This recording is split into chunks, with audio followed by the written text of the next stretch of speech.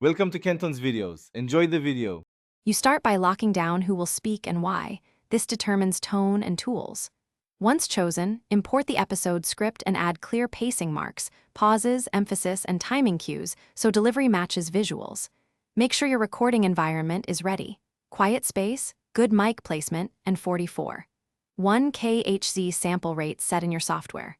Then run a short test take to verify levels and clarity. Adjust gain so peaks sit around -6 dB before moving to full recording.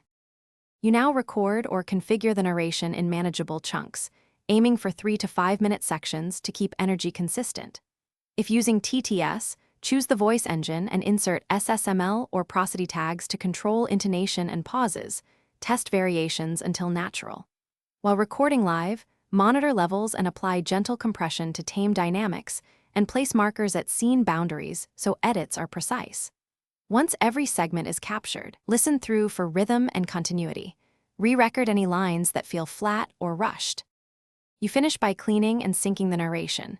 Remove breaths and clicks, apply subtle fade-ins, and fill gaps with matched room tone so edits disappear.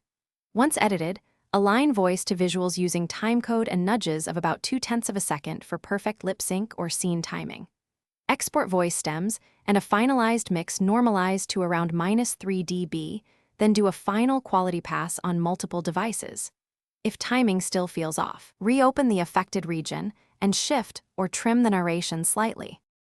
Thanks for watching. Consider subscribing if we helped you.